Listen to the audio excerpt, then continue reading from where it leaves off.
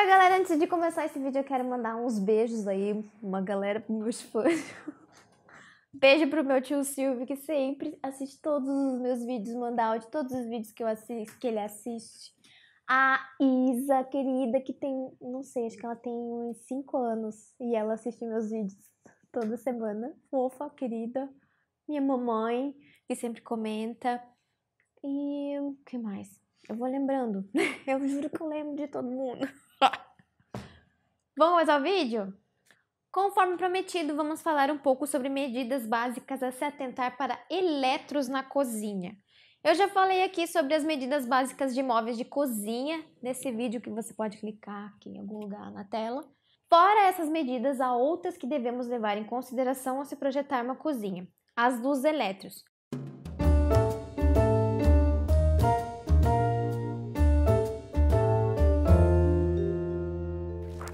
Hoje é possível embutir fornos, micro-ondas, geladeira, coifa, lava-louças, desde que esses eletros sejam próprios para embutir. Muita gente coloca máscara em fornos e micro-ondas convencionais, o que não é indicado, pois esses aparelhos não vêm preparados para se embutir e podem superaquecer, estragar ou até causar acidentes. Os fornos e micro-ondas de embutir costumam ter a mesma largura se forem da mesma marca, os mais populares com 595 mm, 595. Para uma torre de eletros, por exemplo, com fornos embutidos, a largura mínima para o móvel é de 600 mm, que basicamente é a largura total dos fornos. Eu sempre indico fazer a torre com um pouco mais que isso, 650 mm, 700 mm, para ter ponto para fixação da máscara e maior respiro para os eletros. Um dos maiores cuidados a se ter nessa situação é a altura dos aparelhos, pois como são eletros que se usa para fazer pratos quentes, logo as medidas devem ser o mais ergonômicas possíveis, salvo em casos de falta de espaço. A altura padrão para micro-ondas de embutir numa torre varia de 1.300 mm a 1.500. Essa medida conta a base do micro-ondas mais ou menos na altura dos ombros de um ser humano comum. No meu caso, né? Para facilitar o manuseio. Há quem coloque ele na altura dos superiores para manter alinhamento do projeto. Mas essa questão de medida deve ser explicada ao cliente, pois está assumindo um risco, já que nessa altura facilita acidentes. Se você não tem espaço para colocar o micro-ondas acima, tente alocar ele abaixo da bancada da cozinha. Se ainda assim você não tiver espaço, coloque acima num nicho abaixo dos superiores para respeitar a medida. Mas se você não quer ele desalinhado de jeito nenhum e mesmo assim quiser colocar ele acima, tenha em mente os riscos. Os fornos embutidos tendem a ficar a uma altura de 900 a 970 mm, contando o centro do aparelho até o chão. Essa medida considerando o forno numa torre. Como bem sabemos, nem todo mundo tem espaço para fazer uma torre de eletros em casa. Então, se você não tiver espaço para uma torre, coloque um forno embutido em um módulo inferior. Costuma-se colocar fornos embutidos abaixo do cooktop, mas atenção! Consulte o manual dos aparelhos tanto do cooktop quanto do forno, para dimensionar o espaço entre forno e cooktop. Como assim? Simples, o cooktop pode parecer fininho, pois a parte que fica para fora da pedra é mínima, mas por dentro ele ocupa um espaço considerável. A altura dos cooktops varia de 60 a 80 mm. Se o espaço não for respeitado, corre o risco de o cooktop não caber no espaço junto ao forno. Deve-se prestar atenção também à saída do gás para que não entre em contato com o forno. É indicado usar mangueiras de cobre nesse caso, pois esse material suporta mais calor. E o módulo onde está o forno vai sim aquecer enquanto ele estiver em uso. Nessas situações, é bom considerar um espaço de profundidade e largura do módulo a embutir os eletros, para que tudo possa ser instalado com folga ali dentro. É importantíssimo deixar sempre um espaço de folga para a circulação do ar. Para essas medidas de folga nos projetos, nós, projetistas, damos o nome de coeficiente de cagaço. Mas cuidado para não exagerar, ok?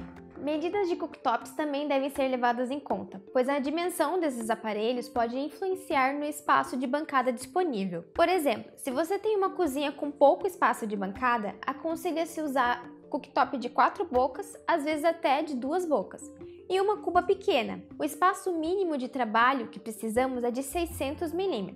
Para pessoas que gostam de cozinhar, sabem muito bem que esse espaço não é nada. Então, é o mínimo a se deixar numa bancada para poder cozinhar confortavelmente. A cuba também pode influenciar nessa medida e também na profundidade do móvel, dependendo do tamanho. Devemos atentar para algumas cubas maiores, porque elas acompanham o ladrão, que é aquele furinho que serve para a vazão d'água caso a pia venha entupir. O ladrão serve para não transbordar a água. Nessa situação, a cuba ocupa um espaço pouco maior na parte interna do móvel, então deve se atentar para a profundidade dele. Nessa situação aqui, o cliente optou por uma cuba de profundidade maior e uma torneira que exige maior espaço na bancada para abertura da manopla. Então eu tive que aumentar a profundidade da bancada consideravelmente, para 668 mm. Elas costumam ter entre 550 e 600 mm. Então, cada caso é um caso. Para lava-louças, a dica é sempre fazer os pontos de água, esgoto e elétrico embutidos na parede, como mostra na figura, pois assim evita que ela avance muito na passagem da cozinha e fique muito para fora da bancada. Para nichos de lava-louças, é ideal deixar um espaço de no mínimo 50 mm entre os lados para poder manuseá-la para futuras manutenções. Outros elétricos a se ter cuidado são os depuradores e coifas. Esses aparelhos costumam ficar a uma distância de 650 mm da bancada. Essa distância varia com o manual de instruções de cada marca. Para que coifas funcionem como coifas, é preciso fazer uma saída para o duto exaustor. Esse duto pode ser embutido no gesso ou previsto no projeto de cozinha passando pelo fechamento. Para esse caso, a vista fica com mais ou menos 150 mm de altura. Caso você use coifa e não faça o uso do duto exaustor, você deve ter em mente que o desempenho dela será como depurador e não como coifa. Os depuradores também ficam a uma distância de 650 mm da bancada e existem modelos embutidos no armário, que deixam o visual da cozinha bem mais clean. Mas é preciso pensar no módulo acima dele para que tenha espaço suficiente para embutir o aparelho. E você deve ter em mente que por conta disso, o espaço aproveitável dentro do móvel será menor. Finalmente, as medidas para nichos para refrigeradores.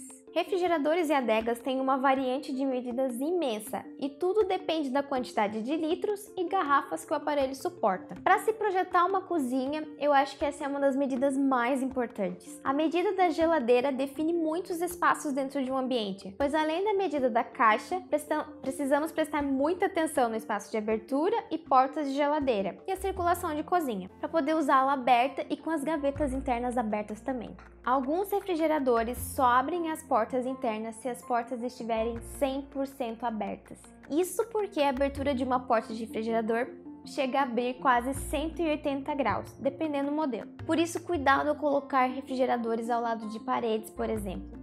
Eu aprendi na dor que a adega climatizada do Ozônio da Brastemp, 51 garrafa, precisa de um espaço para abertura total de 400 mm ou 40 centímetros em relação ao que está ao seu entorno. No caso, aconteceu comigo, ele estava do lado de uma parede. Eu deixei a medida padrão de manuais para adegas confiando no meu conhecimento sobre diversos projetos que fiz e adivinhe, sentei na graxa. Quase que o cliente ficou sem usar a adega. Eu queria morrer. Queria não quero, né?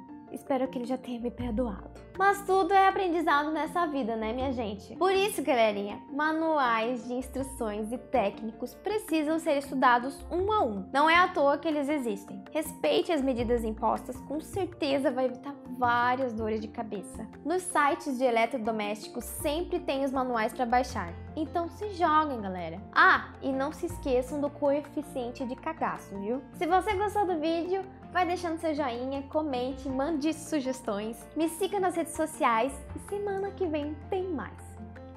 Essa adega vai me assombrar pro resto da vida danada. Deus me livre, mas quem me dera uma adega daquela?